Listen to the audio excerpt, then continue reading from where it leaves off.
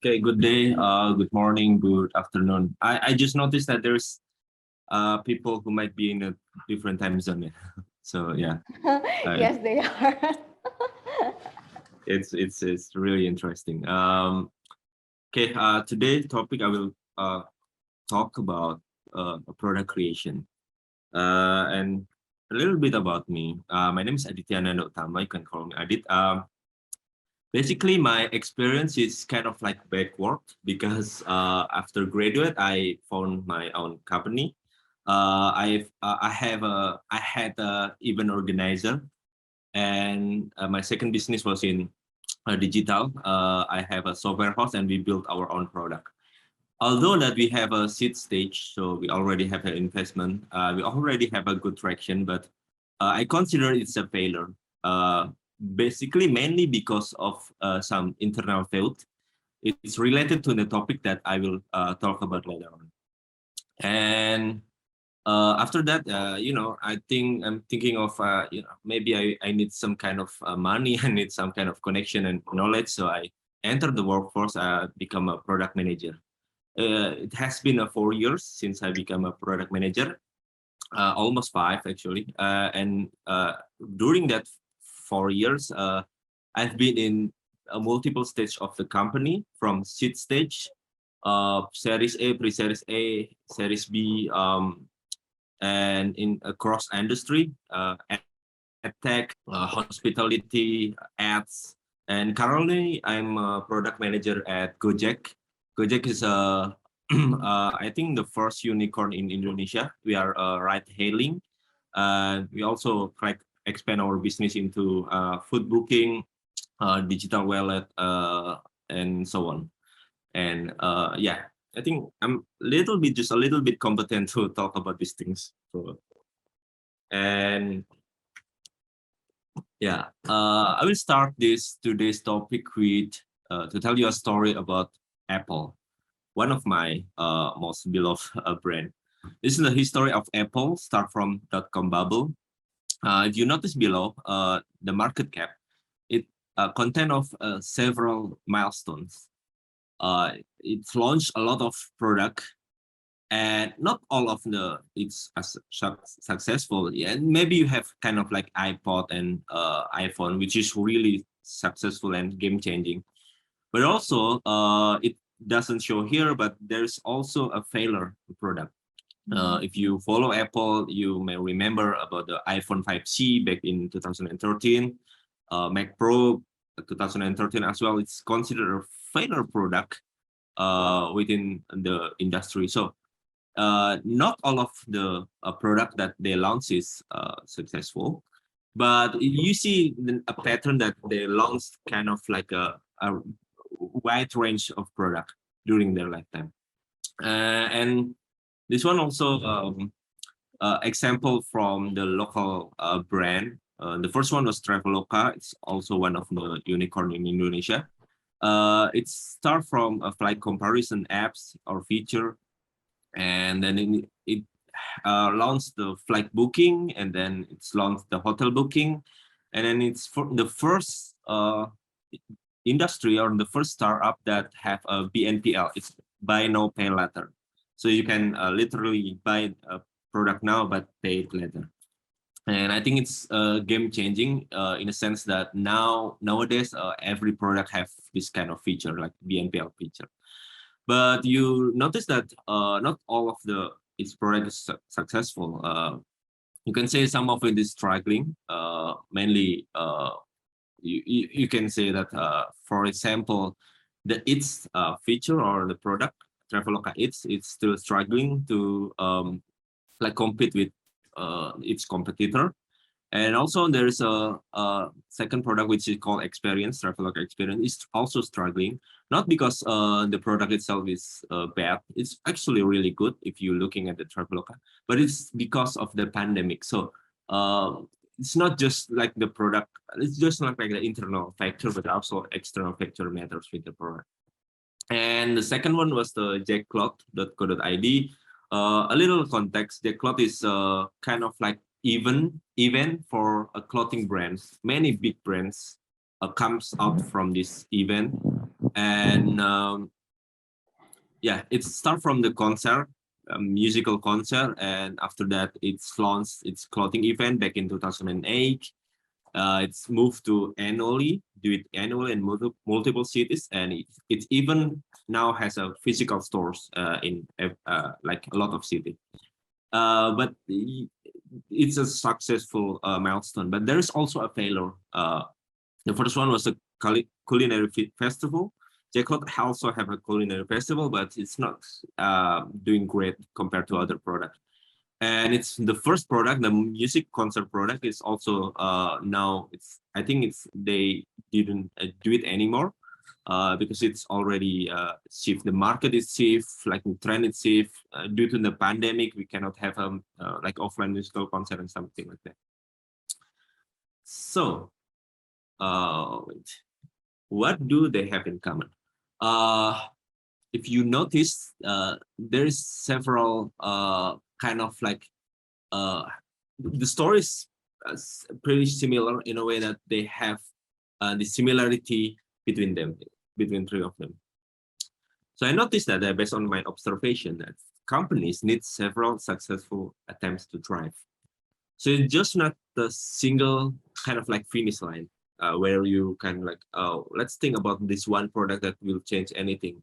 And then after that, boom, I'm rich. No, it doesn't work like that. And there is several milestones that need to be passed, I would say. And there's ups and downs. Something you succeed, something you fail. But what I observe from all of these companies that if you're looking at the interview of the founder, they really have a like big vision for their product. The vision itself may change and may have a different time frame. For example, like a year, 2 years, 5 years, 10 years, whatever. But all of them the same. If you're looking at the interview, the founders really have a clear picture to describe their product or what they want to become. And I want to specifically talk about that, talk about the vision of the product, why it's important, and the strategy to achieve this. So let's set up some expectation first. The first one was I'm trying to not just a theory. I will maybe put 80% theory, but I will give kind of like a little bit of real life experience based on my experience or other people's experience that I observe. And please keep in mind, I do need to remind you that business or product creation in the sense is more art than science. So it's every kind of like theory, every kind of framework is just kind of things that work for other people and things that being observable in real life. For example, of a painting, a theory is just like when people told you that if you paint a cloud or sky, you need to paint it blue. But if you think that, oh no, I just want to paint it red or yellow, that's just fine. That's totally fine. And you may be able to achieve success by that, of course. So it's kind of like I'm more like to think it of art rather than science because there is no fixed way. And last one was today's we learn and build your initial product vision and strategy. So I just talk mainly about the product vision and strategy. This is the agenda for today's topic.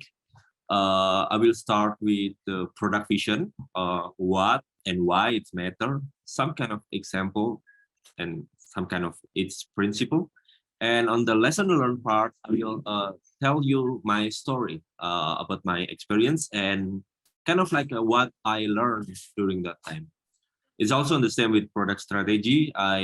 We will talk about what and why, about the customer development and competitive advantage, and how to create your minimum lovable product. So it's just like the basic minimum kind of like product that you need to achieve before you launch. And we talk a little bit about product market fit, principle, and also lesson. And the fourth segment was outro and Q&A session, and after that you may have your exercise. Okay, let's start with the first, product vision. So what is product vision? I refer this from a book called Inspired by Marty Kagan. So product vision is a description of the future that we are trying to create. Mainly, it's in a time frame between 2 and 5 years or even longer. And its primary purpose is to communicate and inspire teams, stakeholders, investors, partners, and prospective customers to want to make this vision a reality. And why this matter? Because when done well, it's one of our most effective recruiting tools, sales decks, and fundraising material. So the product vision itself, the first function of it is to communicate and inspire your own team to build this your vision into a reality. And then the second one is, this is your kind of like most effective way to recruit people and to sell, to achieve money, to gain money, and to looking for a fundraising, because it's kind of quote unquote selling your dream. It's like the one thing that we do in the first iteration of our business. So yeah, that's why it's important. And I will give you an example of kind of like a vision. This is from Corning. For context, Corning is a glass maker. So it's like just like a normal company who make glass, like glasses, normal glasses. Until 2007, when Steve Jobs approached them and asked them to build the first glass for the soon-to-be released iPhone. And after that, Corning shift its business into more kind of like visionary one.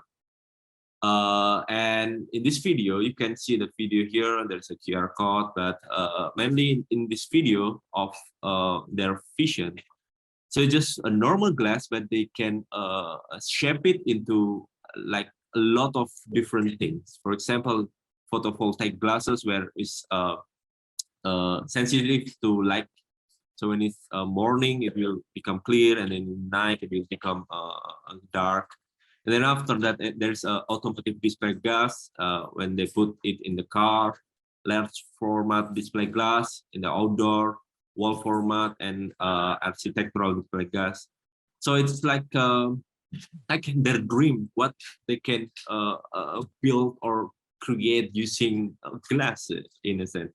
And if you notice, if you're looking at the video later on, you may notice that the product vision is not a spec. It's not tell about the specification of the product, but more of a persuasive piece that you sell to your prospective customer, your investor, and so on. And then another example is this from Apple. There is a video, you can find it in YouTube, from 1987. They make a video about the personal digital assistant in some kind of tablet, where it can help you like read your calendar, read your email, and so on. Remember that is from 1987, like even before they launched iPhone, they launched iPod, iPad, and so on. And in 2021, you may know them as a Siri. It's not it's a common thing to have a personal digital assistant in every brand. So it's not kind of like surprising enough, but it's needs kind of 30, almost 40 years to build. And they like thinking about it in the 80s. So it's kind of like wonderful. As for the vision, you just need to remember these 3 vision and principle. I mean, the first one was by creating the product vision, you need to fall in love with the problem, not with the solution that you comes up currently. It means that for a set of problems or for a set of like idea that you may have before in the first day, I think you need to fall in love with the problem that you're trying to solve rather than your current solution, because solution can be changed. It can be changed a week from now or month from now, based on your knowledge, based on your understanding, based on your knowledge, connection or network. But I think the problem is maybe still the same thing. So the first one was you need to fall in love with the problem that you're trying to solve rather than with the solution. And if you do that, you can do the number two. Don't be afraid to think big, because you need to think out of your current capabilities or out of your current knowledge, I may say, to build a vision. To make a vision more compelling, to make it more visionary, I think you have to in the boundary between imagination and realization. So you have to not just like it's real things, but you have to think about the imaginary things. And on this part, I think I read somewhere in the psychological book that human is a very unique creature because they afraid of the unknown. So they must put a name or a label, something, so that they are not afraid anymore. There's a saying that you name it, you tame it. So it's why it's important to have a vision, because then you are not afraid anymore. You can think about it, you can achieve it, and you can know what you need to do or what you need to have to achieve it. It's the same with the coronavirus. If you notice that they name every single variant of the virus with the Greek alphabet letter, to study about it, to like kind of like tame it, to fight against it. So yeah, that's the first trait of the humans. And the second one was the imagination of human is bounded by their current capabilities or knowledge. So it can mean two things. The first one is you can only imagine what you know of or what you're capable of right now. So you cannot imagine, for example, the people that live in, let's say, some part of the world must have a different imagination than people who live in another part of the world. That's the first means. But the second means that's more important is that you most likely can build what you can imagine. So it goes that if you can imagine things, if you can like imagine like really big things, you most likely be able to achieve it because you can imagine it. You just need to be a little bit smarter to find a way how to realize it. And the last one was please be stubborn on your vision, but flexible on the details. It said that it's still related to the fall in love with the problems part. So you must have a strong foundation of your vision. Yes, really clear imagination of your vision, but you can flexible on the details. The details can take a lot of course to achieve that. Your vision may be changed after you get knowledge, after you like learn something or capable of something. But please do not change your vision like a lot, because I think it's a sign of kind of like a weakness in your thinking, because you're not thinking brave enough. It's related to the number 2 principle when you afraid to think big. And for the lesson learned part, I give a context. I used to have a business, an event organizer, software house, and human resources information system product, which is in a seed stage. Although we made quite a profit, we didn't last long due to several internal issues. And what I noticed that I think it's pretty common in early entrepreneur, I would say. The first one was we don't have a strong why on the purpose or conviction.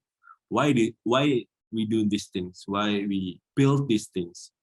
And don't get me wrong, it's not just like a noble, it's not only need a noble kind of like purpose for like, I want to make the world a better place and something like that. Wealth creation, some kind of egoistic ideals, it's also a purpose or conviction. But you need to have that strong way. For example, I want to get rich, or I want to travel in the world, and something like that. That's also have, that's also a purpose, but you need to strong on that. You need to have a strong, and based on my experience, we don't really have a strong purpose. We just do things because other people do things, because other people do entrepreneurship, how we do entrepreneurship and something like that. So it's a really weak conviction. And if there is some shit happens, then you may fail.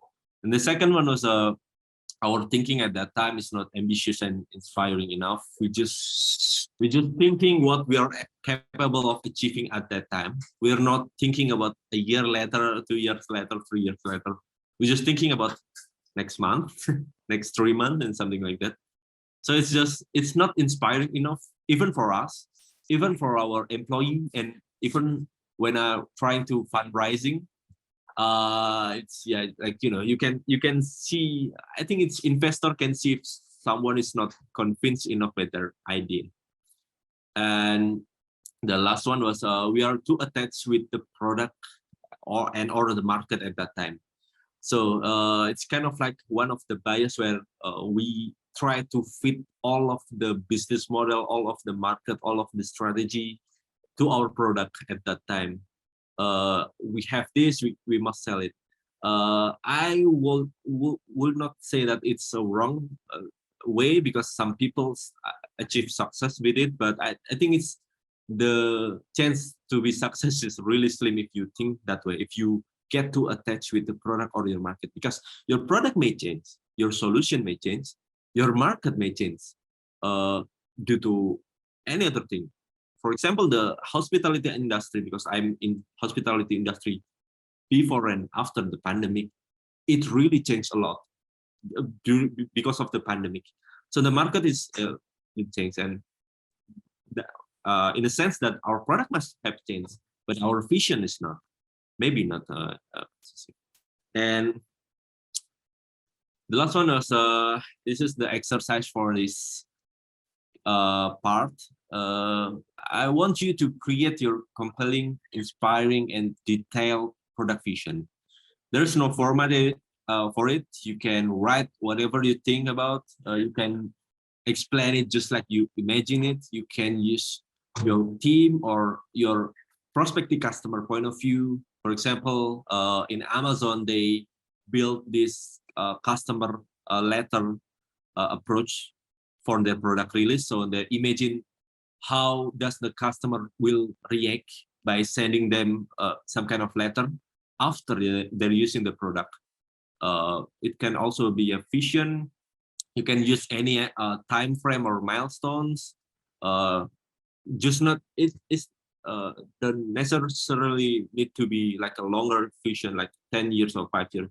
You can only build it like 1 year vision, 2 year vision, 3 year vision. And the last one was, don't forget why you need to build the product vision. As I mentioned before, it's used to recruit your employer as a sales deck to sell, and as a kind of like fundraising material to present to your investor. So I need you to keep this in mind when you create the product vision part.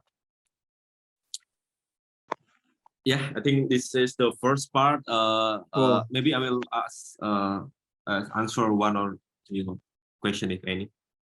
Is there any question? Okay, thank you very much for the materials. To the students that are in the audience, do you have any questions?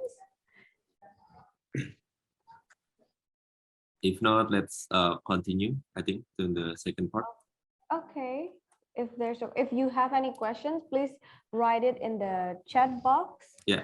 Or you can say it directly. But I think we can move on if there is no questions.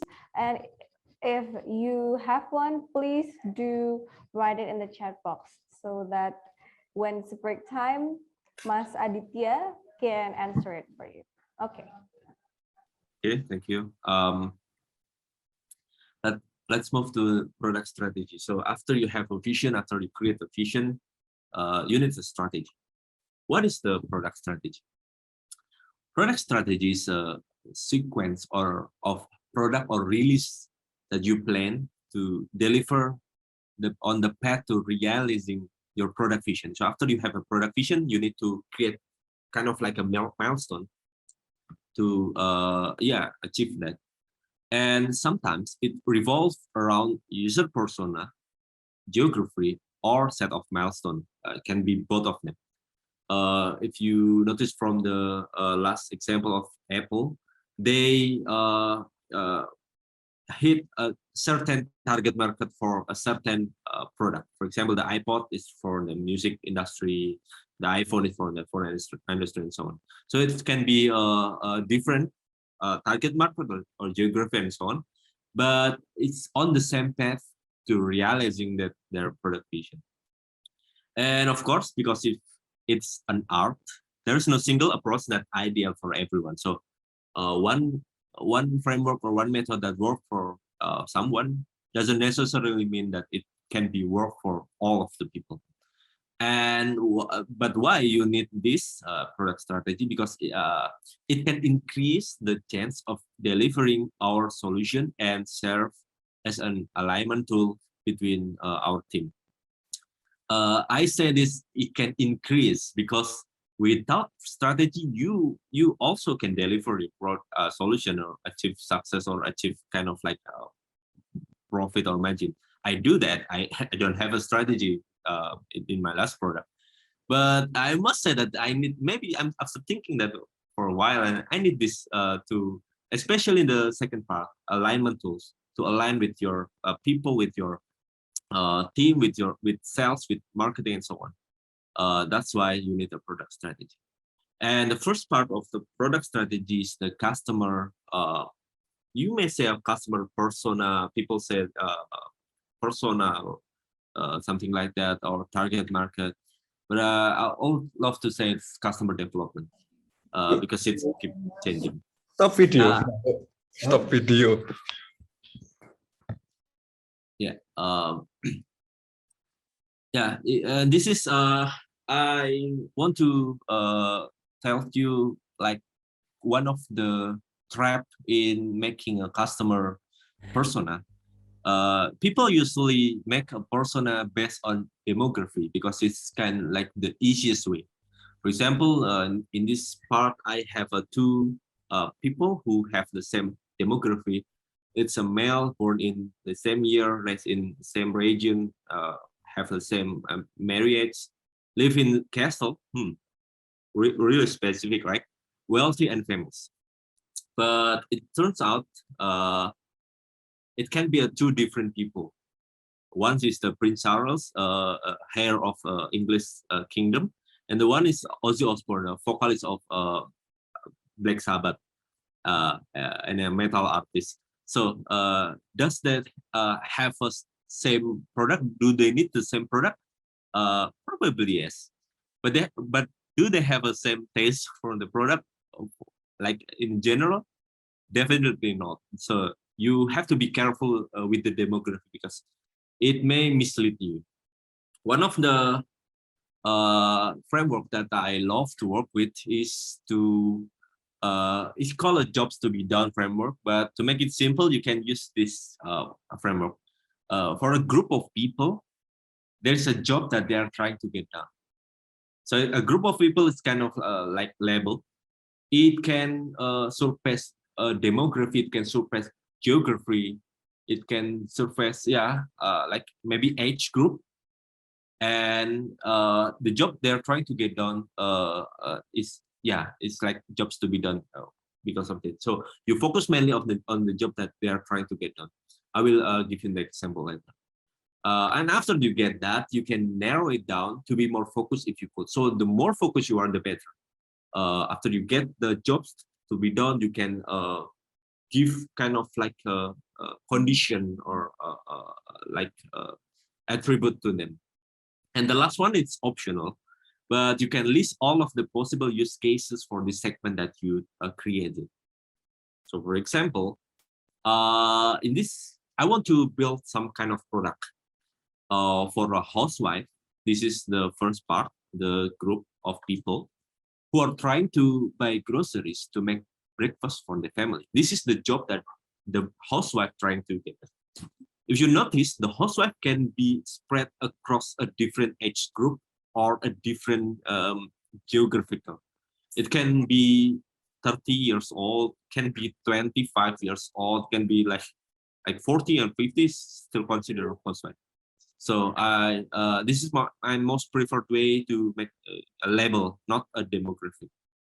And after that, after you get the job and the group and the job that they're trying to make, you can narrow it down. For example, for this product, I'm thinking that the housewife need to do their job in the morning, so not in the afternoon, not in the evening, and they only have a couple hours to prepare.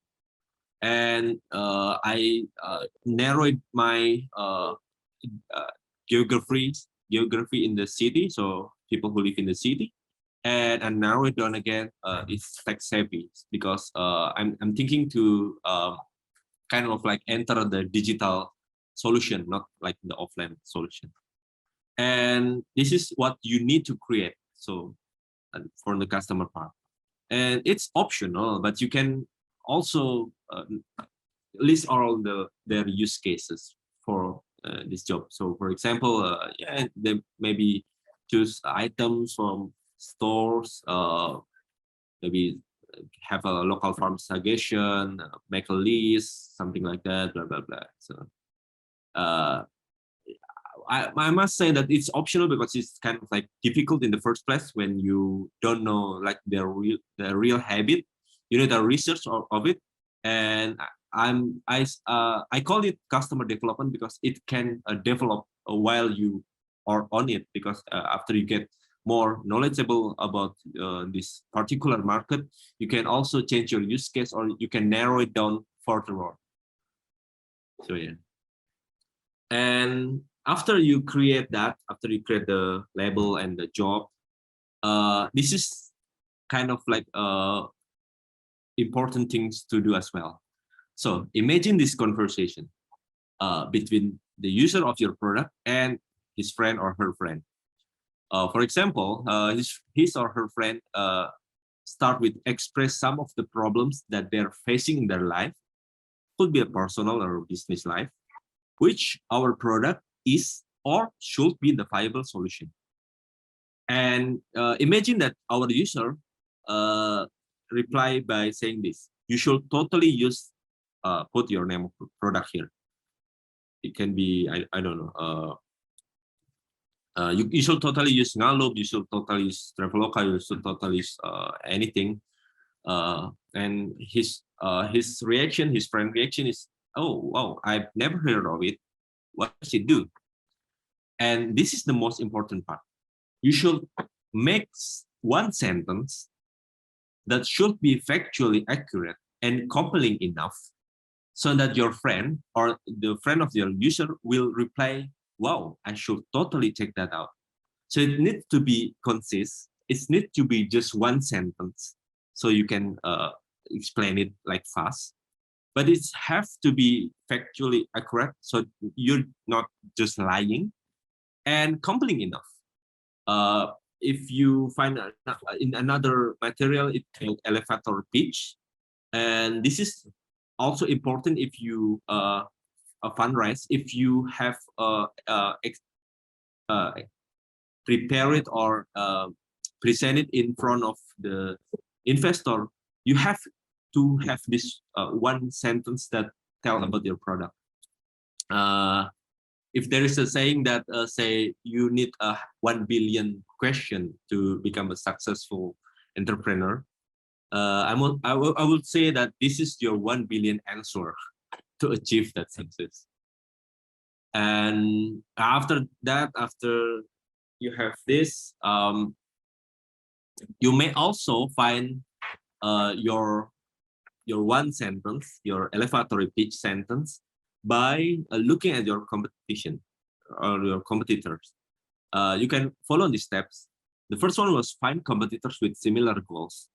I say these goals, not product, because sometimes a different product can have the same goals. For example, in the entertainment, so the goals is to entertain people. There may be a product of book, or a Netflix is also book and Netflix is really different, but have the same goals to entertain people. So find competitor with similar goals. And the second one was the competitor may or may not have similar approach to your problem or opportunity, just like the one example with the next Netflix and books. And after that, you list down your competitor's strength and weakness. You dig deeper into competitors' approach, and you find the table stakes and differentiator. What is table stakes? Table stakes is the must-have feature, those that users have come to expect. For example, in the hospitality industry, the table stakes is that your product or your hotel must have a bathroom, or maybe a hot water. It is like a must-have. The user have come to expect that the hotel must be a bedroom or a bathroom, right? So it's the example of table stakes.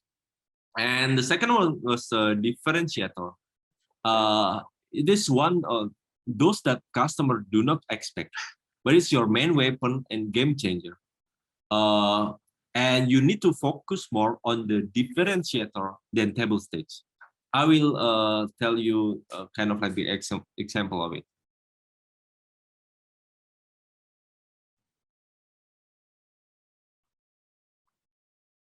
So this is the example that the product that I want to build earlier in my target market, the housewife. I noticed from like looking at my competitor that the table stakes of the grocery shopping apps is that it can show nearby shops, see the list of items, user can choose, and user can check out and pay order. That's the simple things, like the expected things. But I will focus or give a differentiator between my product and the competitor. For example, the first one, maybe I'm thinking maybe I will build some kind of price comparison feature so that my user can compare between multiple stores. And the second one was not from the product side, not from the feature side, but from the business side. Maybe I'm thinking to give 100% discount for next order if the delivery took longer than 15 minutes. So my unique selling proposition or my unique point is that I will deliver your groceries in your home not longer than 15 minutes. And what I mentioned here, it's kind of like this example of minimum lovable product. So it's kind of like minimum table stakes feature that you need to have in your product, but you add the most compelling differentiator features. And just like I said before, you need to focus more on the differentiator rather than the table stakes, because sometimes it's better to be different than to be a lot more better than your customer. For example, if you build the same product, grocery shopping apps, it's better to have a differentiator than to make the faster, like the more beautiful in terms of interface apps. So it's better to have a differentiator. For this, I have extreme cases example where company put a lot focus on differentiator and sacrifice the table stakes. They even sacrifice the expected feature or of the product, and it's from the Apple.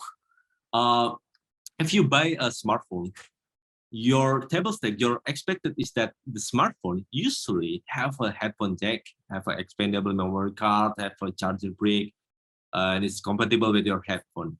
But no, Apple sacrificed it all, and but they focus on the iOS, the Lightning port. They don't have a headphone jack. Some of the model doesn't have a headphone jack, so you must have use wireless. And they focus on the differentiator between their product and the competitor. AirPod, Apple Watch, MagSafe, well, and they also play with the color because at that time, usually normal product use black for the cable from the peripheral accessories, but iPhone use white. So, and the second one was a MacBook. Usually if you buy a laptop, you expect that your laptop may have a USB port, card reader, HDMI, power port, but no, Apple sacrificed it all, and it's only support wireless accessories, just a single port USB-C, where you must choose between charge it or connect it with the dongle. But they differentiated so with the Mac OS and with all of the accessories.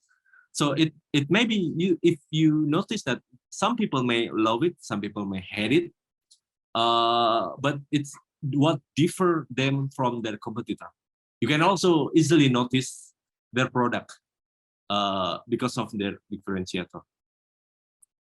And I will talk a little bit about product market fit. This is the topic that play around a lot more in the product creation.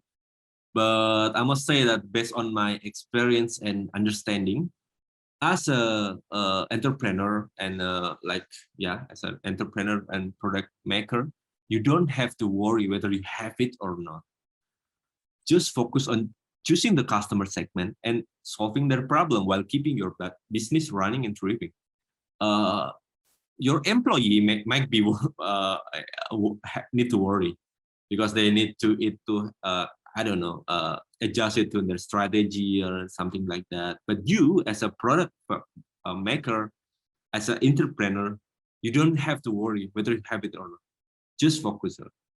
But if you want to kind of like have a signals whether you have a product market fit or not, because some people say that we need product market fit to adjust our marketing or sales strategy, because after we hit the product market fit, we can focus on optimizing or focus on burn the money in startup terms.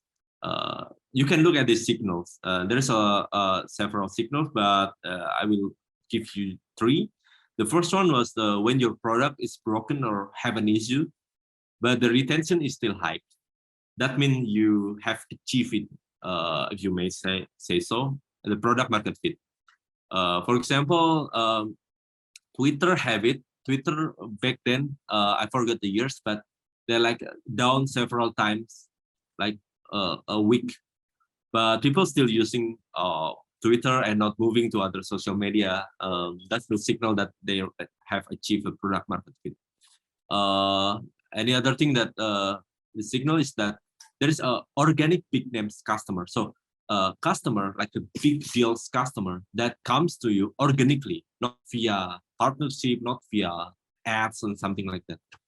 It means that it related to the virality of your product that can attract organic customer. That's also the signal where you have achieved the product market fit. And you can think about your marketing or sales strategy to you can change your strategy to fit your vision. And the last one was there's a strong feedback from customer, and I must say that this is can be both good feedback or bad review, because it's related on the first signal.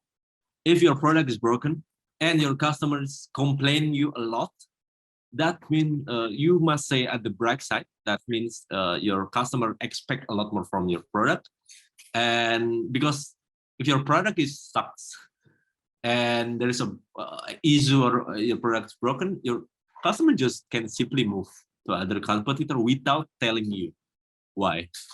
So if you have a strong feedback from your customer, you may treat it as a signal that you have a product market fit. But again, I must remind you that you just don't focus on this. You don't have to worry. Just keep focusing on choosing the customer segment, getting to know them, and actually solving the problem while keeping your business running, while having money and yeah. And for this part, this principle, there's a three principle. The first one was just focus on one target at a time. It can be a persona, geography, use case, just like my example. You can be focused on several targets, but it drain a lot of more energy from you. Just to be focused, I think it's better way to focus one at a time. I say one at a time because maybe sometime in your iteration of your product, your next launch, you can add another target, but just focus one at a launch time. And you need to be aligned with the business, sales, and go-to-market strategy. For example, if you have if you're thinking of to sell it via a new channel, for example, maybe I will sell my product via Instagram or TikTok and something like that. You need to also change your product strategy to fit it. So I think it's end-to-end process between create and sell your product.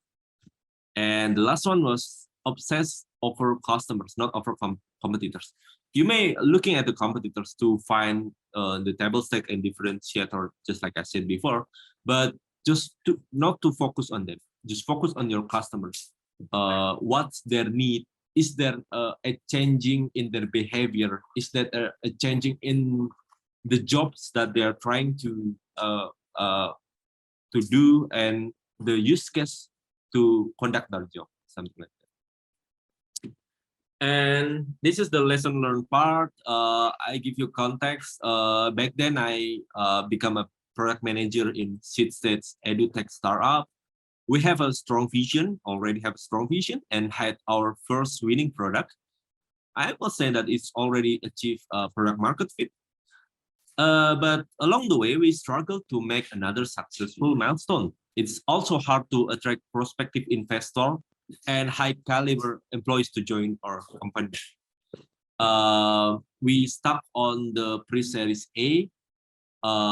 It's hard to move along with the series A. So yeah, and what I learning is that at that time as a product team, we don't really have a strategy. It's only just gut feeling. We have a framework, kind of like a lot of framework. We use a lot of framework, but I don't say that it's a pure strategy that comes from our needs. It just we do the framework just because we need to do the framework, and it's just like a gut feeling. We don't dig deep into our competitors. We don't dig deep into our customer. So yeah. And the second one was it's still related that we have a confirmation bias. It's a really hard thing. Confirmation bias, for a context, that is that we interpret the info or data to confirm our once preconception. So in our cases, when we talk with the customer, we only kind of like listen to the customer that agree with us, and we don't really listen to the company that don't disagree or despise or talk bad about our product. So yeah, it's I would say that this is, I know the concept of confirmation bias, but until now it's really hit me sometimes because it's really hard. You can read more about it and how to avoid it. And the last one was the execution orientation fallacy. It's base your decision on what we know or what we can easily execute today. So we make this strategy based on our current capabilities. And it's a hard thing, and it's a danger thing to do, I must say, because a week from now, a month from now, our capabilities might be improved, but our strategy isn't. So it's also one of the things that you must avoid in terms of, yeah, you must be pragmatic and realistic, but just spare some room to just so that you don't make this kind of fallacy.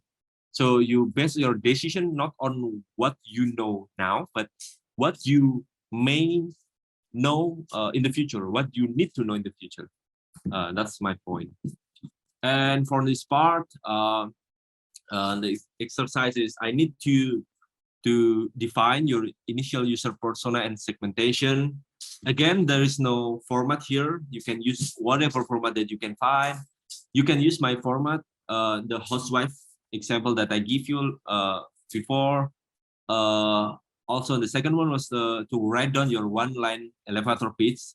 The one line that that here in here, the yellow like line that the one line that should be factually accurate and compelling enough. And the last one was to define your product table stakes and differentiator.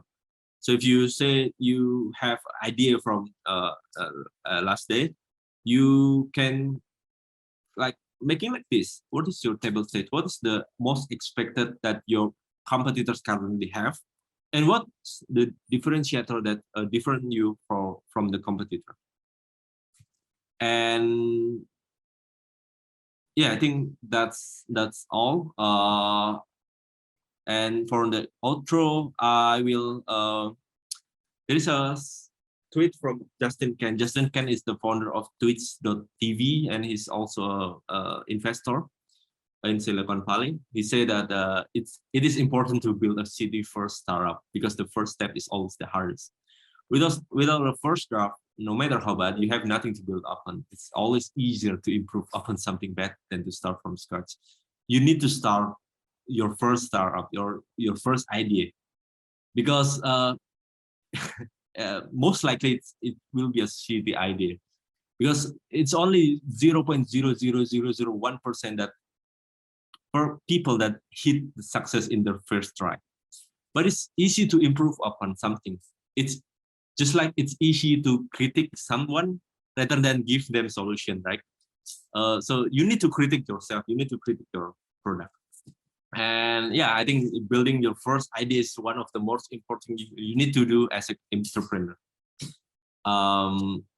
Yeah, I think that's all from me. That's the end of my slide. I want to talk about, answer some questions if there's any. Okay, thank you very much, Mas Aditya. And to all of the students, if you have any questions, please write it in the chat box. Mas Wahyudi said in the Q&A, maybe someone will directly describe the product idea. So describe your product idea, and then we will try to compile it, and then you will be guided by Aditya to get some feedbacks and work on your products. So please, to all of the students, if you have any questions, you want to share your product ideas, you want to share your business ideas, please write it in the chat box. Okay, while we wait, I think the materials are very interesting because you have to do a lot of research and a lot of vision building on what you really want to do with your business in terms of the product, what you want to offer, and do a lot of segmentation so that your product will be specific and has a unique value compared to the other business. So I think it's very interesting from Mr. Aditya. Thank you very much. Okay, I see some students on the Zoom. I see there is Malang. Hello, Malang. How are you? If you have any questions, if you want to share your idea, please write it down in the chat box. And then I see Min Nguyen. I'm sorry if I butchered your name. Min, how are you? Please share it. I think Nankunda. Is Nankunda our students too? Co-host? Yeah. Nankunda, is, is, is he or she our student? Nankunda Gerald? Okay. Hi, Nankunda. How are you? Hi, Min. Thank you. Okay, please write down your questions in the chat box. We'll have maybe another 2 minutes to wait on the questions. We have Tran. Hi, Tran. How are you? Please write your questions into the chat box. Hi, Malang. Do you have any questions? Please write it down in the chat box. Okay, we have Haptamu Ayaleo. I'm sorry. Hi, Haptamu, how are you? If you have any questions, please write it down in the chat box. Okay, Malang has no questions. I think it's quite clear because it's quite detailed. From the material was quite detailed actually from Mr. Aditya. It was really interesting. Okay, who's the other student?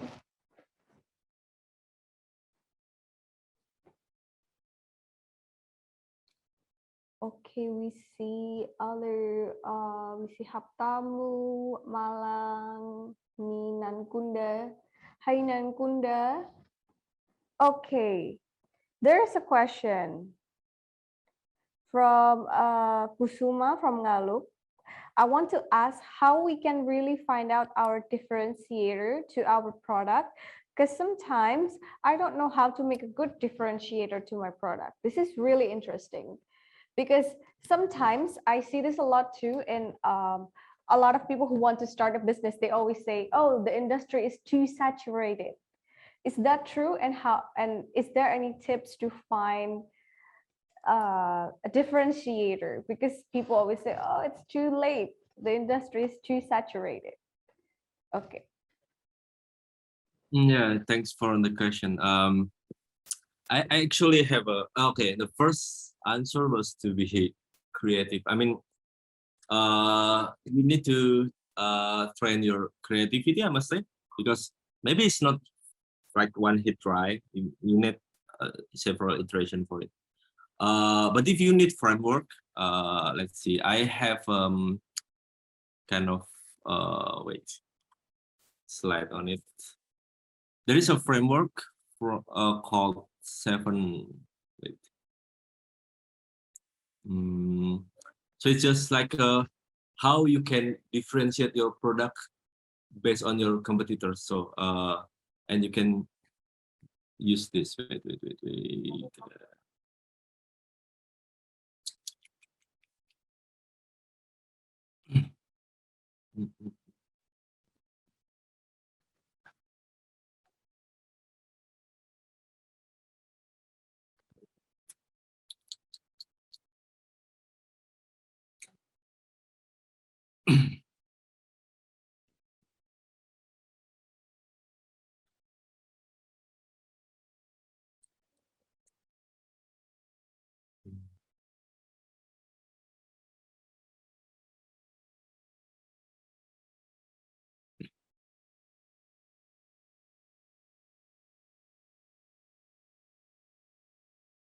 I found the slide, but yeah, it's still loading. Sorry. Okay. Let's wait. No problem. If you have any other questions, you can think about it and write it down. Okay. Maybe I don't see any other questions from the students. Nankunda said that the presentation was very interesting. Thank you. And Haptamu said that he is in a good condition and he doesn't have any questions. So maybe I will ask it the follow-up questions from the differentiator. You said that the key is to be creative and take a look at the competitors too to find your own differentiator. But I have worked in a startup that we always take a look at the other competitors. But then after a couple of months, it turns our leader at that time becomes very obsessed with the competitors, and he doesn't try to find other unique quality in our product or trying to promote the unique quality or find other things. And then he gets so caught up into looking at what the competitors do, even to the smallest details. So other than the framework that you can offer here, could you please give us a little bit advice on how to see the competitors to keep growing your business, but not get too caught up to the level that you're obsessed with your competitors? Well, answer the first one. Like I already find this is a book called Helmer's 7 Power. You can Googling it and you can. So it's have a framework how to build your differentiator in your product. There is a 7 principle. You can use brand. You can read it here. You can use network effect. You can use economic of scale. You can use counter positioning. There's an example of this. For example, the network effect. Also, there is a lot of digital product that care about it. Like like the Apple. One of the Apple main differentiator that is its network effect between all of the Apple product. So if you buy MacBook Pro, you most likely want to buy iPad. You most likely want to buy iPhone because they are so easy to use. They are so the iCloud is like they have an iPlay feature where you can move between it's seamless and something like that. You can also have an economics of scale. Economic of scale can be a price, like you selling it at the lowest price is also a differentiator. For example, if you have the same product, like literally the same, you sell it like low in terms of prices, but you need to sell it in like a really big scale and something like that. You can read up more about it. There's also unique technology, switching costs, process power, and capture resources. I know it's a kind of like I wouldn't say advanced topics, but yeah, you can read about it and see the example of it. They have a lot of example of it, how they use this. Is that answering your question? Sorry, I might not answer it like specifically, but I can give you guidance on this topic if you like. Okay, maybe Mr. Kusuma can have a feedback. Does that answer your questions? Thank you very much. Okay, sure. It's wait. It's Helmer. Who's the name?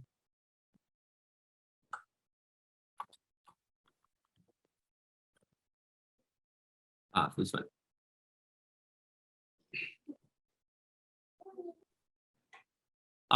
He have a what is it? Have a website. You can reach his website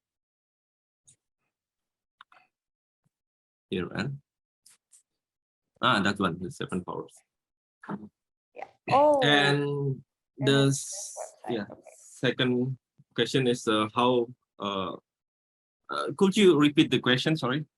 So how can we look into the competitors to keep our business growing, or even to find differentiators and keep it growing, keep it going, but not to get too obsessed with the competitors? Sure. Yeah. I think it's a hard question to ask, to answer, especially if you are a product creator in a big startup, because in a big startup, just like in a unicorn, something like that, there's so much pressure to your product to goes along with the current trends. Sometimes you don't want to focus there, but your market, your investor, maybe your boss demands you that to achieve kind of conformity. All of it is to achieve the conformity. Conformity is a terms that when you're like comfortable enough with something, and then you not find it in the competitor or in another product, then you as a user have this lack of kind of like disappointment things. And to catch up with the conformity, for example, the buy no pay later scheme, everyone have a buy no pay later because it's such a great feature and everyone try to like conform with it. Yeah, but if you're in a small startup, I would say it's easier. Usually if you're in like a small startup, your problem is that your competitor have a lot of table stakes. That's your problem, not how we can create a differentiator. For example, if you want to make a booking order app and your competitor is Grab, Gojek, and such, your competitor already have a lot of table stakes in them. And I would say that it's the same principle. You need to focus on the differentiator that differentiates you from them, rather than to fulfill all of the table stakes. And you can do it easily if you're still small, because also your investor focus on that. But if you're in an already big one, like a big startup, you also have to play kind of like the game to also catch up with the competitor. But at the same time, you create a differentiator. And if you are in a big startup, you already have a big capital and a lot of people to do just that, to do it parallelly. So that will be my answer. Okay, we have another question from Tran. Hello, sir. Thank you for your performance so much. Sorry if my question may be not relevant. We can see that Apple launches a new version of their products each year. The new version is a little different from the previous one. They don't wait until the new product has a bigger difference. What do you think about that? Is this a strategy? Okay. Yeah. I also it's a new knowledge for me to share. So I just got this knowledge like maybe now in my current role. So in a big startup or a big brand, the one thing that you need to achieve is a predictability. So you need to be really predictable, especially if you're a public listed company. You need to be predictable, not to kind of like play around, like, thinking really crazy, make a crazy product. No, because you're a public listed company, so you need to be predictable. And I think one of the strategy to do just that is they have a annual event, I would say, to launch their product. So they have their user, their investor, their competitor, and so on, their stakeholders, their employees have a set of predictable deadline or depth that they need to achieve. So for example, if you're a product maker, if you're a product manager, you can prioritize your product or your feature in that timeline. So it's kind of like a difference between a small startup where you kind of like doesn't really have a fixed timeline. But in a big brand, you need to have a fixed timeline. For example, middle year, something like that. And it's just like choosing randomly because they choose it. It's really smart if you think about it, because they choose like in the end of year, near Boxing Days, where people have a money to spend, something like that. And yeah, it's one of my answer is that it's you need to have a predictable. But if you're like smaller one, like small brand, you don't need that. You don't need to have that kind of predictability. You can do whatever you want. And in fact, if you notice in Apple as well in Google, they built a different entity, different teams, different company, even to kind of like thinking crazy, thinking big. For example, in Google, there's a X project where they play around with their vision, their loon. They have a loon, like internet with balloon and something like that. But it's different company. And I would say that Facebook will also do the same things with the Meta and Facebook side. But yeah, that's my point. New version of the verb, and it's also I read it somewhere. It's also their strategy to have a strong second-hand market for the Apple part, yeah. Because if you're looking, one of their differentiator then its competitor, let's say Android, is that they have a strong second-hand market. It means that people sell their used iPhone with really high price. And to do just that, you need to launch your product better, but not a lot more better than your previous one, so that your previous product still can be relevant.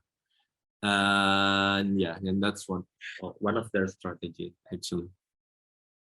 Okay, thank you very much, Mr. Aditya. I think it's also very now it does make sense because they are a publicly listed company. Of course, it also related to the investor as well, with the stock market as well. If they have something crazy upfront release or something too different, then it would mess with the market as well as the customers and the stockholders.